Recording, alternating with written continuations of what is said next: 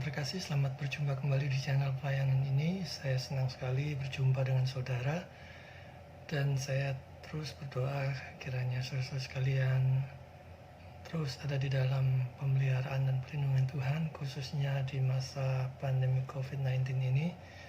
Dan kiranya kita terus tetap diberkati dan terus tetap memelihara kerohanian kita, hati pikiran kita dengan terang dan pimpinan dari Roh Kudus melalui firman Tuhan. Dan firman Tuhan pada hari ini akan diambil dari 1 Timotius 1 ayat 12 sampai 17 yang saya beri judul Yesus mengampuni yang paling berdosa.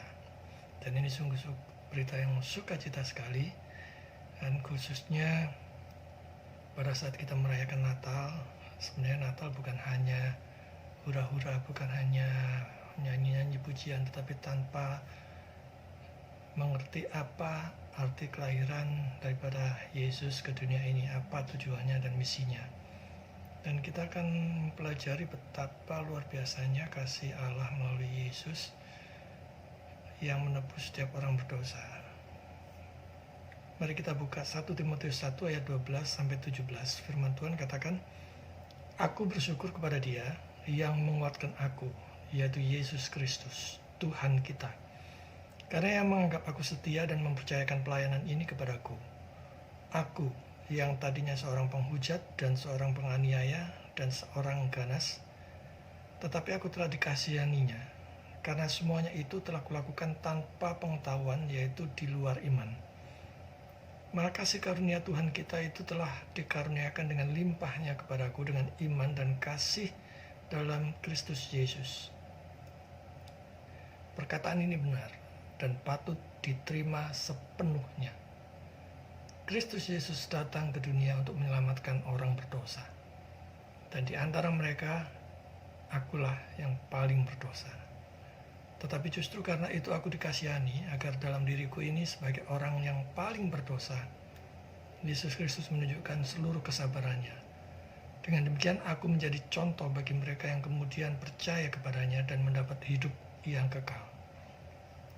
Hormat dan kemuliaan sampai selama-lamanya bagi Raja segala zaman, Allah yang kekal, yang tak nampak, yang esa.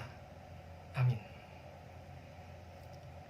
Saudara-saudara yang terkasih, dibebaskan dari hukuman adalah hal yang dinanti-nantikan oleh para terdakwa yang telah dinyatakan bersalah.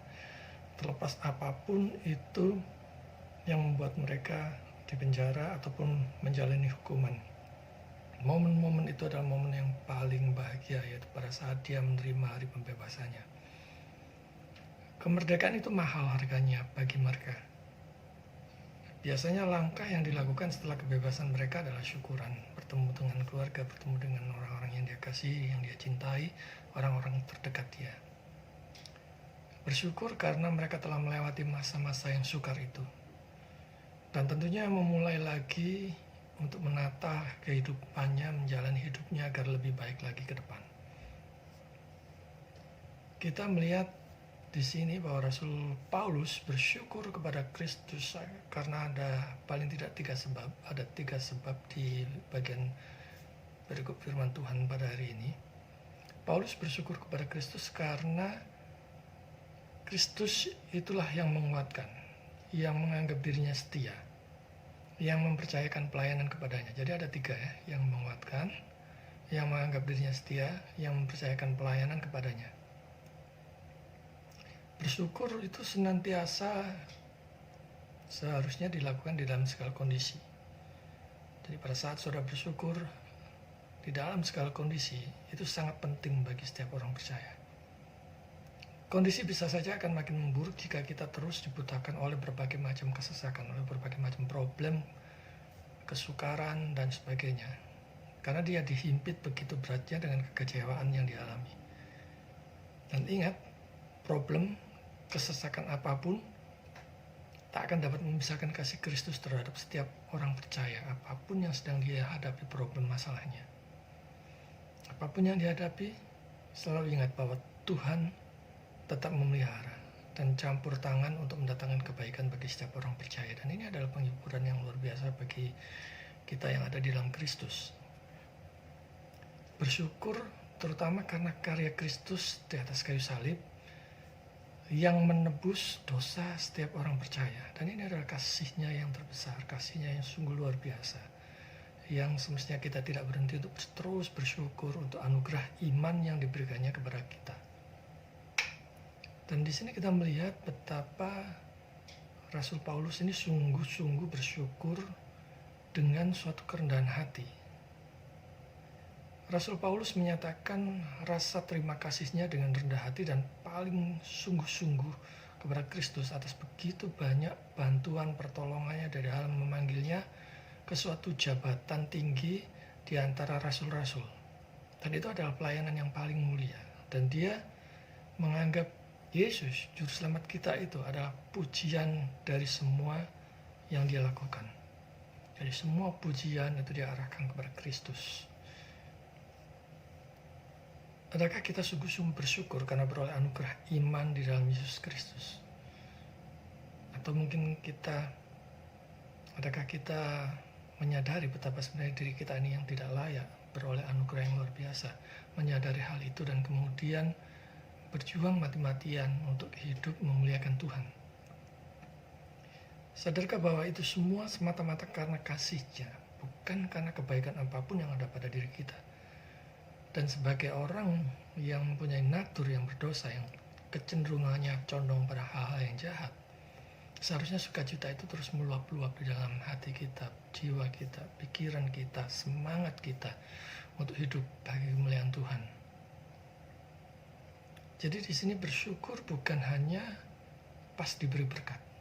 Bersyukur bukan hanya pas menerima mujizat. Bersyukur bukan hanya pas diberi jalan keluar dan sebagainya. Dan hendaknya kita bersyukur terutama yang paling besar nilainya itu adalah anugerah iman yang sejati, genuine faith yang telah diberikan kepada kita. Karena ini nilainya kekekalan, saudara-saudara. Katakanlah kita juga memang bersyukur atas berkat Tuhan hari lepas hari atas kehidupan kita yang memberi kita makanan, minuman, keuangan, kemudian terselesainya masalah-masalah ekonomi dan sebagainya. Tetapi itu semuanya sifatnya sementara, hanya sebatas berapa tahun kita diberi hidup oleh Tuhan.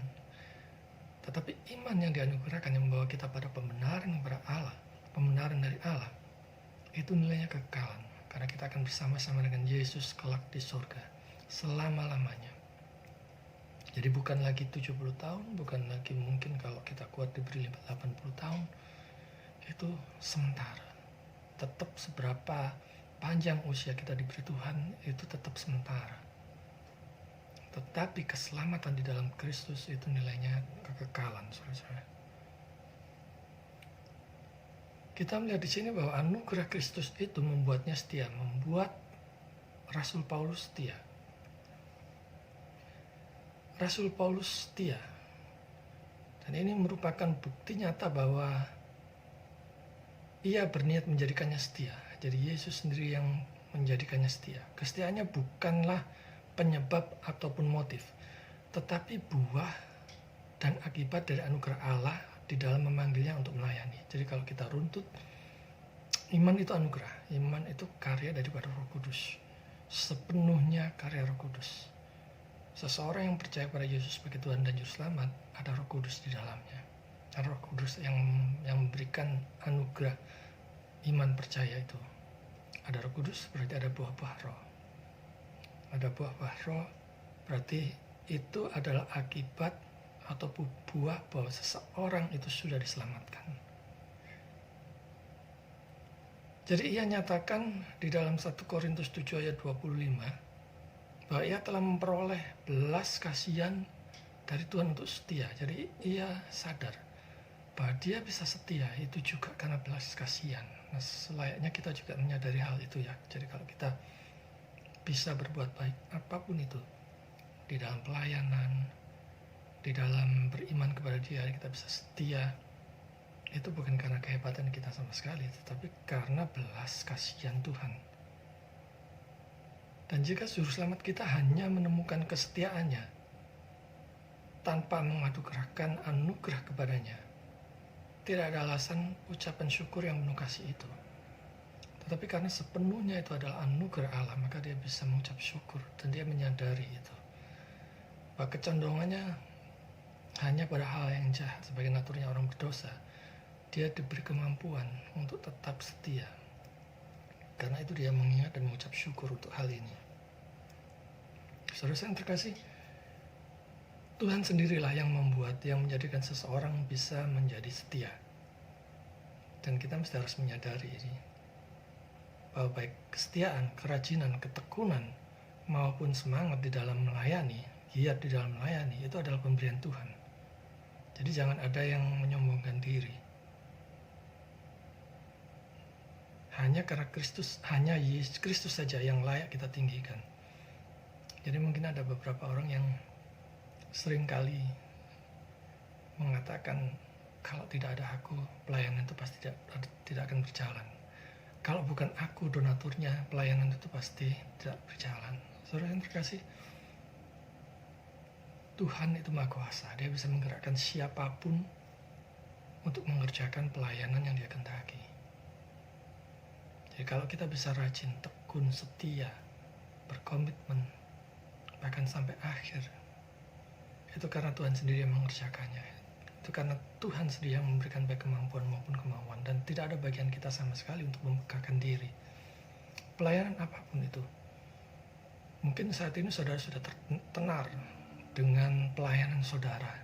Pelayanan kemana-mana, KKR kemana-mana, di syuting kemana-mana, YouTube mungkin subscribernya tinggi, dan sebagainya. Tapi selalu ingat, tanpa campur tangan Tuhan,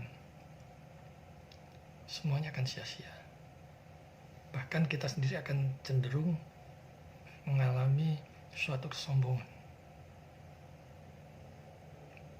Dikatakan di situ bahwa Kristus memampukan aku, memberkatinya dengan kesetiaan, dengan semangat keberanian, dan semua kualifikasi lain yang diperlukan untuk pelayanan yang terhormat dan tersulit. Akhir dari pelayanan itu adalah untuk mencerahkan dan mereformasi dunia dari berbagai macam tahyul dan percakapan keji yang sia-sia, yang begitu hanya memuaskan, hanya menyenangkan manusia secara duniawi.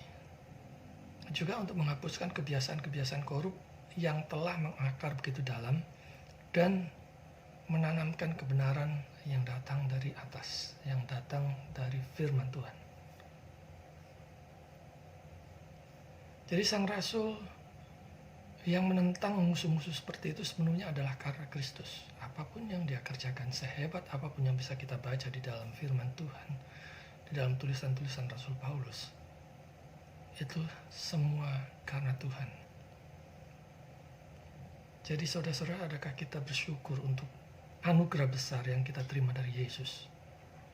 Suatu anugerah terbesar yaitu keselamatan, hidup yang kekal bersama-sama dengan Dia kelak di sorga. Pribadi Roh Kudus yang menguatkan saat kita lemah, menghibur saat kita sedih, memberikan dorongan saat kita ingin berhenti dan sebagainya. Atau kita anggap semua itu karena kita memang layak dan cukup baik. Kalau kita renungkan, saudara, Dia itu setia. Allah itu setia bahkan saat kita kurang atau tidak setia kepada Dia, Dia tetap setia. Dan karena itu kita patut bersyukur kalau mungkin masih dipercayakan suatu pelayanan, atau bahkan mungkin malam hari ini, setelah saudara mendengarkan renungan ini, saudara digerakkan untuk memulai suatu pelayanan, bidang apapun itu, saudara lakukan, dan mulailah, dan percayalah, yakinlah bahwa Tuhan akan menyertai saudara. Bahwa kita yang tidak layak ini, Dia layakkan. Dan kita bersyukur Dia masih mau memakai kita yang berdosa ini. Kalau kita lihat di bagian firman perikop yang kita baca ini, kita melihat betapa Paulus sadar akan siapa dahulu dirinya. Dia adalah seorang penghujat, seorang penganiaya, seorang yang ganas, tanpa pengetahuan, bukan seorang yang beriman. Apakah kita pernah sadar siapa kita dulunya? Setiap orang mempunyai masa lalu, setiap orang mempunyai latar belakang kehidupannya. Mungkin ada yang gelap, bahkan sangat bejat. Tapi kalau Tuhan memakai, saudara dilayakkan, kita dilayakkan. Dan pada saat kita mengerjakan untuk kemuliaan Tuhan, tidak ada satupun yang perlu kita khawatirkan, yang perlu kita ragukan. Sebab Dia yang melayakkan, Dia yang memakai kita. Apakah kita pernah sadar bahwa Yesus menerima kita apa adanya? Berapa lama kita pernah menyia-nyiakan waktu berharga yang Tuhan berikan? Saudara-saudara, kalau saya flashback ke dalam kehidupan saya, begitu lama Tuhan memanggil saya di dalam pelayanan dan saya terus menunda-nunda dengan begitu banyak alasan. Hingga pada suatu ketika, ada satu titik di mana saya tidak bisa beralasan lagi, saya tidak bisa beradu argumen lagi, saya tidak bisa sembunyi lagi, saya tidak bisa menghindar lagi. Ada momen itu, dan saya ikuti.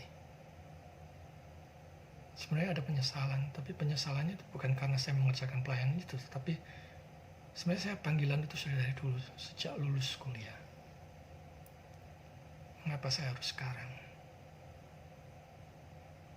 Sudah setelah sekian lama saya menghindar dari pelayanan itu, artinya itu begitu banyak waktu yang sudah terbuang, begitu banyak waktu yang saya sia-siakan di dalam hidup ini. Saya tetap bersyukur. Dan saya berharap kalau malam hari ini saudara dipanggil Tuhan untuk melayani, saudara tunduk, patuh, percayalah. Tuhan akan memimpin, membimbing, dan memampukan saudara di dalam pelayanan. Tuhan Yesus memanggil atau memakai kita bukan karena apapun yang ada pada diri kita, yang ada pada pribadi kita. Dia melakukannya karena kasih-Nya yang begitu besar kepada kita orang yang berdosa ini.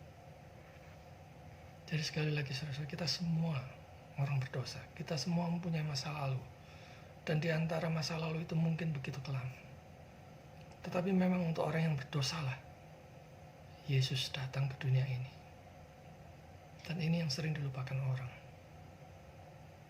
Yesus datang untuk orang berdosa. Jadi kalau saudara menganggap diri saudara cukup baik, atau bahkan orang yang lurus, orang yang suci, orang yang bahkan mungkin yang menganggap sering menolong dan sebagainya, Yesus datang bukan untuk itu. Yesus datang untuk orang yang berdosa, yang sadar akan dosanya, dosa-dosanya, yang sungguh-sungguh butuh juru selamat. Kalau saudara menganggap diri saudara cukup baik, atau bahkan mungkin lebih baik dari orang lain, saudara tidak butuh juru selamat. Mungkin saudara akan bermegah dengan betapa baiknya diri saudara. Dan kita melihat di situ bahwa Paulus beroleh kasih karunia yang melimpah. Saudara-saudara yang terkasih, siapapun yang dianugerahi iman percaya kepada Yesus sebagai Tuhan dan Juru Selamat pribadinya, ia sudah beroleh kasih karunia yang melimpah. Dan oleh karena itu, tidak semantasnya kalau hidup suka-suka, semau gue, asal-asalan. Tapi seharusnya hidupnya dipakai untuk kemuliaan Tuhan, untuk memuliakan Tuhan, bukan lagi untuk yang sia-sia. Masing-masing kita diberikan berkat oleh Tuhan. Kita pakai apa? Berkat, talenta, dan apapun yang sudah Tuhan berikan kepada kita dari kita lahir sampai saat ini. Kita pakai untuk apa? Apakah untuk kepentingan diri sendiri? Atau mungkin saudara hari ini sudah menyadari bahwa itu seharusnya dipakai untuk memuliakan Tuhan. Dan siapapun yang beroleh kasih karunia, khususnya pengampunan dari Tuhan, harusnya bersukacita. Harusnya hidup bagi dia. Harusnya bukan lagi hidup bagi dirinya sendiri, tapi hidup bagi dia yang telah memberikan hidup, yang telah mati bagi dosa-dosanya. Saudara yang terkasih, Lukas 7 ayat 40, firman Tuhan katakan, lalu Yesus berkata kepadanya, Simon, ada yang hendak kukatakan kepadamu? Saud Simon, katakanlah guru. Ada dua orang yang berhutang kepada seorang pelepas uang, yang seorang berhutang 500 dinar dan yang lain 50. Karena mereka tidak sanggup membayar, maka ia menghapuskan hutang kedua orang itu. Siapakah di antara mereka yang akan terlebih mengasihi dia? Jawab Simon, aku kira dia yang paling banyak dihapuskan hutangnya. Kata Yesus kepadanya, betul pendapatmu itu. Kalau kita sadar akan keberdosaan kita,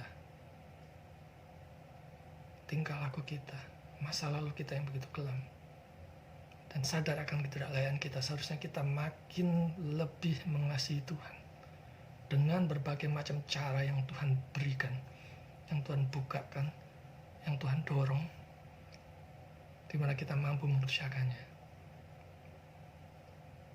Apa yang sudah kita berikan bagi Tuhan? Apa yang sudah kita kerjakan bagi Tuhan? Apa yang sudah kita lakukan bagi orang-orang yang Tuhan kasih?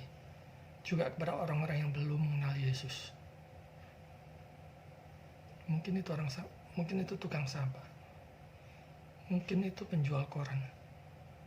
Mungkin itu penjual minuman di pinggir jalan. Tukang becak, pengemis, gelandangan, yang Tuhan perintahkan untuk kita pergi ke sana. Bukannya mungkin malah jijik atau menghindar ataupun menjauh. Mungkin malah menolong mereka, menyentuh hati mereka, berbagi hidup dengan mereka, sharing firman Tuhan yang singkat kepada mereka dan sebagainya. Adakah kita sudah melakukannya selama kita percaya kepada Yesus?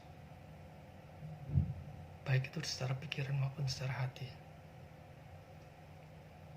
Dan di sini kita melihat bahwa Kristus yang mengubahkan. Tidak ada pribadi yang begitu buruknya yang tidak bisa Tuhan ubahkan, saudara. Tuhan sanggup mengubahkannya untuk memuliakan Dia. Tadi dia menyebutkan dirinya sendiri seperti binatang buas. Dia begitu buas.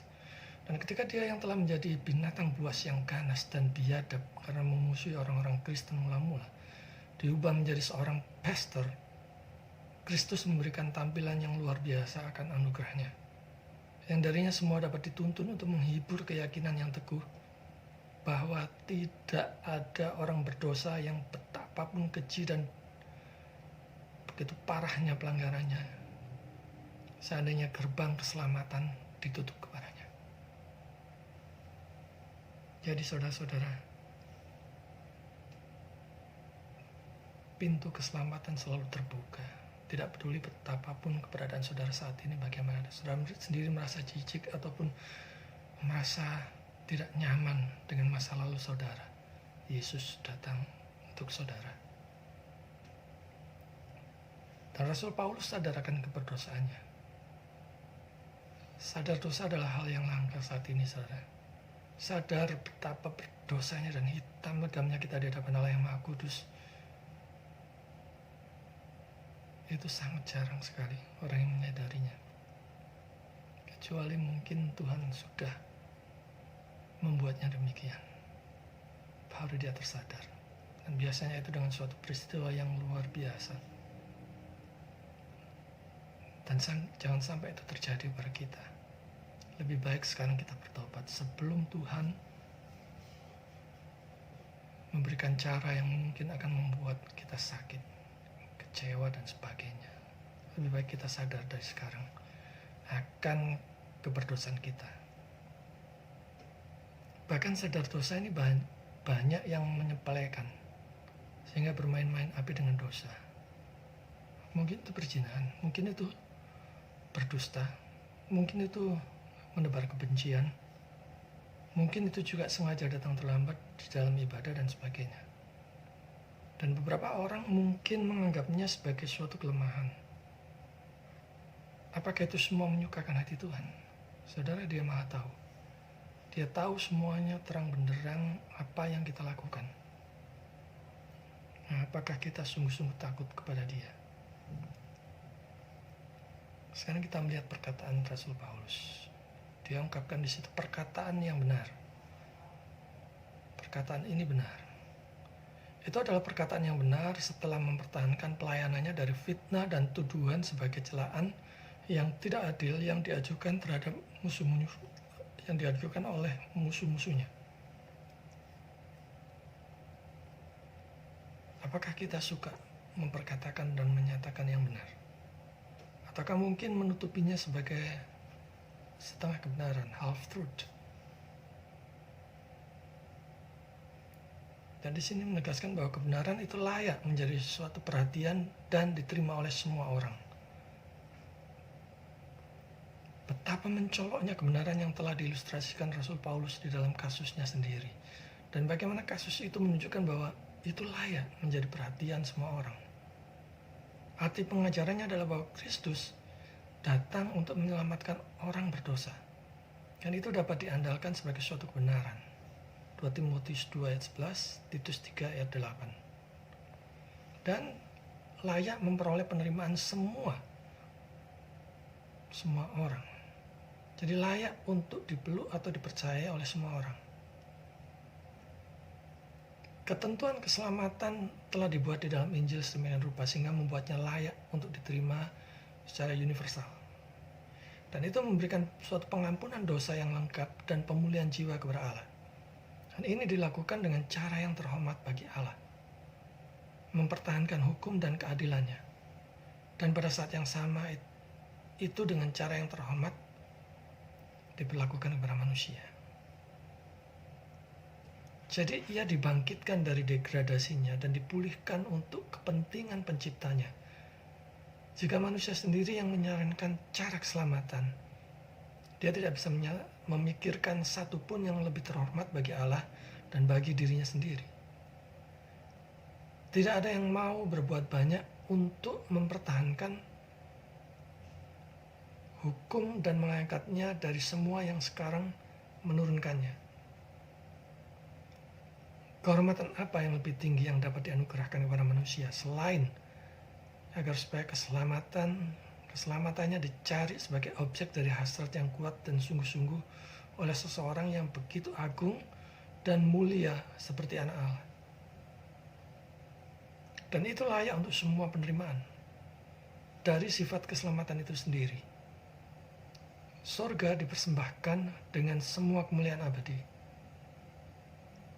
melalui darah Kristus, dan ini layak untuk diterima secara universal.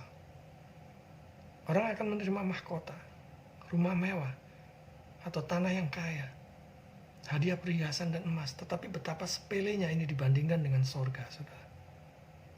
Jika ada sesuatu yang layak diterima secara universal, itu adalah sorga. Dan semua orang akan sengsara kecuali mereka yang masuk ke sana. Siapapun yang sudah dilahir barukan, ia hidup bagi Tuhan, bukan lagi untuk memuaskan dirinya sendiri. Dan di sini Rasul Paulus menepis keraguan orang berdosa. Mengapa Paulus membangkitkan perhatian dengan kata-kata ini? Karena manusia selalu berselisih dengan diri mereka sendiri tentang keselamatan mereka. Sebab walaupun Allah Bapa telah 1000 kali menawarkan kepada kita keselamatan, dan meskipun Kristus sendiri berkhotbah tentang tugas jabatannya sendiri, namun kita tidak berhenti bergetar. Dan setidaknya berdebat dengan diri sendiri, apakah memang benar demikian? Jadi natur orang berdosa memang seperti itu, saudara-saudara. Kalau Roh Kudus tidak melahir barukan, maka dia tidak akan mengerti arti keselamatan, arti pengorbanan Yesus datang ke dunia ini. Karena kapanpun keraguan muncul di dalam pikiran kita tentang suatu pengampunan dosa, mari kita belajar untuk menolaknya dengan perisai ini, bahwa itu adalah kebenaran yang tidak perlu diragukan lagi dan pantas untuk diterima tanpa kontroversi, tanpa mempertentangkannya, tanpa meragukannya. Selalu banyak alasan orang berdosa untuk datang pada Tuhan dengan suatu pertobatan. Mungkin merasa belum layak, dan ini seolah-olah kelihatannya rohani ya. Mungkin merasa belum waktunya, mungkin merasa masih banyak urusan dan sebagainya. Dan kalau kita renungkan dari jatuhnya Adam dan Hawa, sampai semua yang ada tertulis dalam kitab suci, selalu ada alasan bagus. Dan setan, iblis selalu menyediakan alasan-alasan yang dalam tanda petik bagus untuk menolak kebenaran yang disampaikan Allah melalui firman-Nya. Dan kita lihat di sini Rasul Paulus menawarkan untuk mengundang semua orang berdosa untuk beroleh pengampunan. Dia adalah orang yang benar-benar seperti sebelum dia dipanggil untuk kerasulan. Karena Kristus. Dengan memberikannya sebagai suatu janji yang mengundang semua orang berdosa. Dengan harapan untuk mendapatkan pengampunan. Dan dia juga sadar sebagai pendosa besar. Sebagai orang yang paling berdosa. Saudara, jarang sekali kita mendengar pengakuan seseorang dengan jujur bahwa dirinya adalah orang yang paling berdosa. Jarang juga kita dengar khotbah di gereja yang menegur dosa dan mendorong orang pada pertobatan. Yang jelas, saudara, kalau seseorang itu sadar akan keberdosaannya, sadar dengan dosa-dosanya, dia tidak akan mempedulikan dosa-dosa orang lain. Bukan berarti tidak peduli dalam artian tidak lagi memberitakan Injil kepada dia, tidak lagi bersahabat dia, tidak lagi membangun suatu relation dengan dia, tetapi tidak ada urusannya membicarakan orang lain, kesalahan-kesalahan orang lain. Dia akan fokus, dia tahu dosa-dosanya sendiri di hadapan Tuhan. Sang Rasul telah mengatakan bahwa dia adalah seorang pendosa besar, paling berdosa, yang telah memperoleh belas kasihan. Dan ini menuntunnya untuk memikirkan bahwa tujuan Kristus datang ke dunia adalah untuk menyelamatkan orang berdosa. Bahkan yang merasa paling berdosa sekali. Saudara-saudara yang terkasih, kapan terakhir kali saudara mendengar pemberitaan firman Tuhan yang menegur dosa? Dalam 1 tahun ini? 2 tahun yang lalu, 5 tahun yang lalu? Atau bahkan belum pernah mendengar? Saya berharap saudara tidak kecewa mendengar renungan pada hari ini. Justru saya berdoa supaya saudara menyadari, sebagaimana saya juga menyadari, saya juga orang berdosa. Orang berdosa yang diselamatkan, orang berdosa yang beroleh belas kasihan Tuhan.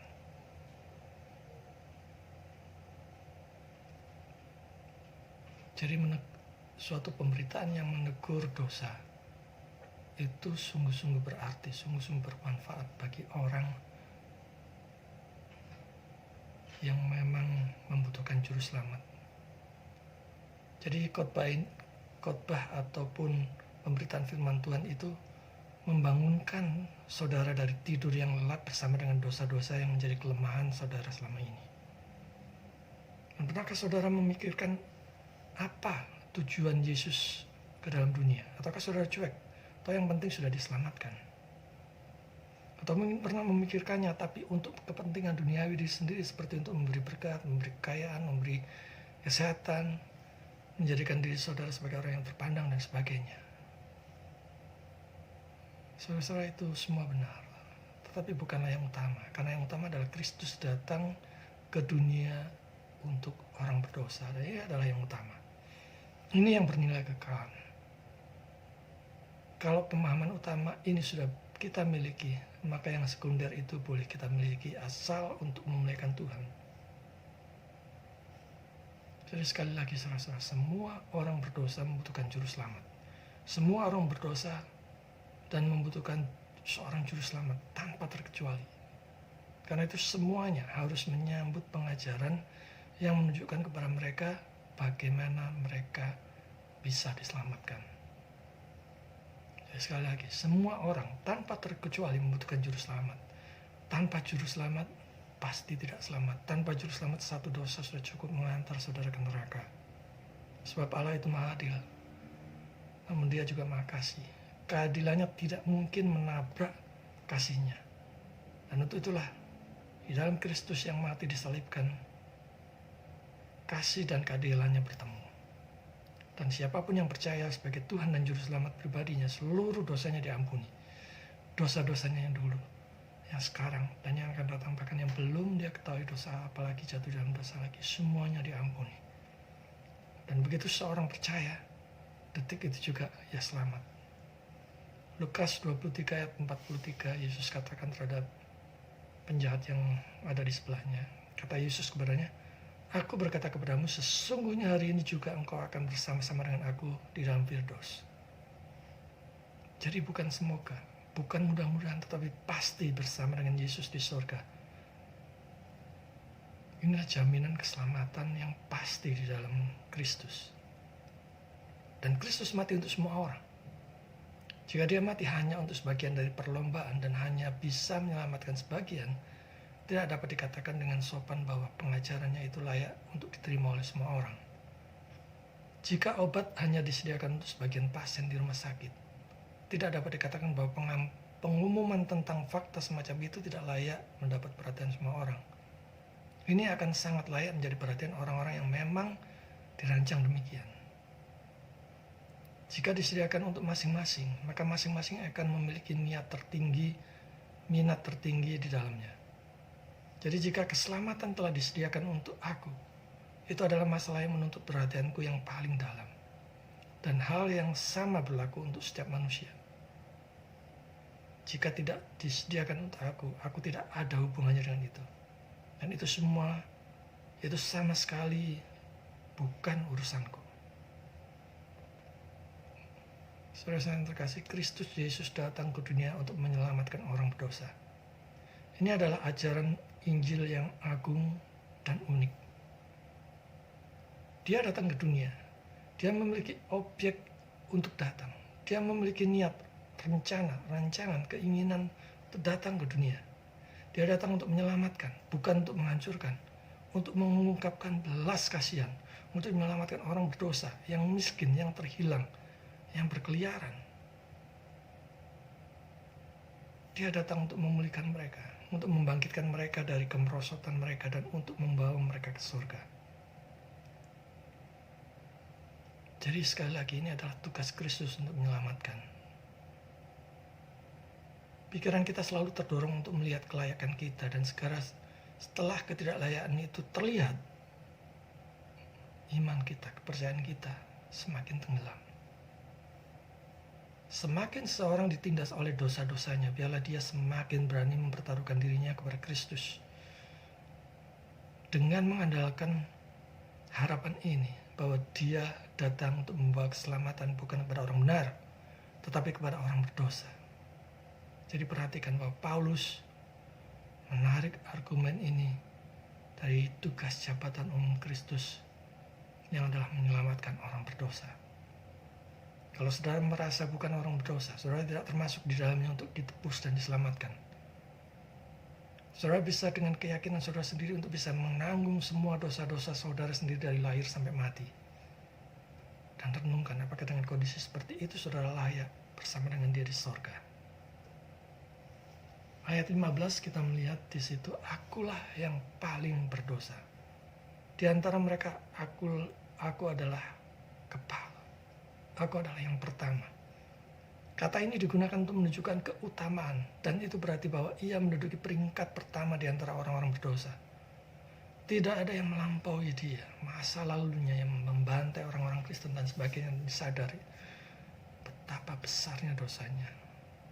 Ini bukan berarti bahwa ia telah menjadi orang berdosa yang terbesar dalam segala hal, tetapi dalam beberapa hal ia telah menjadi orang berdosa yang begitu besar, sehingga secara keseluruhan tidak ada seorang pun yang melampaui dirinya.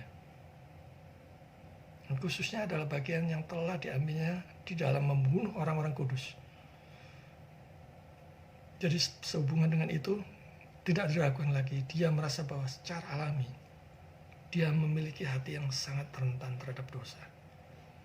Di antara mereka, akulah yang pertama. Ia bermaksud untuk membuat pengakuan yang tidak kalah benarnya dari kerendahan hati, dan ditarik dari lubuk hatinya yang paling dalam. Tetapi mungkin beberapa orang bertanya, mengapa dia yang hanya salah karena ketidaktahuan akan pengajaran yang sehat, dan yang seluruh hidupnya bahkan dalam hal yang lain tidak bercela di hadapan manusia, menyatakan diri sebagai kepala orang berdosa. Saudara-saudara yang terkasih, kata-kata ini memberitahu kita betapa keji dan mengerikannya kejahatan karena ketidakpercayaan di hadapan Allah. Terutama ketika dihadapkan dengan suatu kegigihan dan kemarahan karena penganiayaan. Filipi 3 ayat 6. Semua yang diakui Paulus adalah tentang dirinya sendiri, tetapi Allah lebih menghargai ketaatan iman daripada menganggap ketidakpercayaan, disertai dengan ketegaran sebagai kejahatan kecil.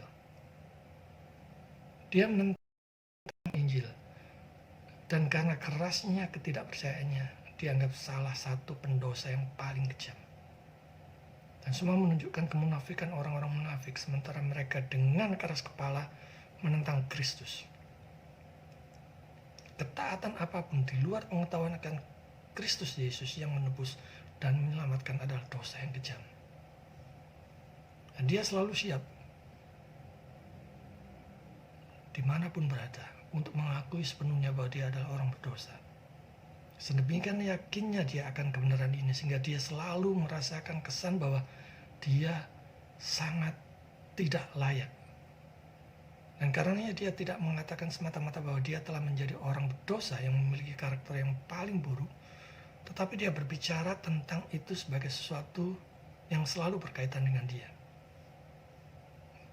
Apakah saudara merasa cukup layak, cukup baik di hadapan Allah, dan saudara merasakan bahkan mungkin lebih baik dari orang lain? Kalau iya, berarti saudara lebih kudus dari Rasul Paulus. Apakah saudara sudah sadar akan keberdosaan saudara saat ini? Kalau tidak, saudara lebih kudus, lebih mulia dari Rasul Paulus. Paulus menjadi contoh dan hidup memuliakan Allah di dalam Kristus. Contoh percaya kepada Kristus meski sebagai seorang pendosa besar. Dan pesan demikian mesti sering disampaikan kepada jemaat supaya bisa menguatkan iman mereka. Adakah kita saling menguatkan satu dengan yang lain? Atau mungkin justru saling melemahkan?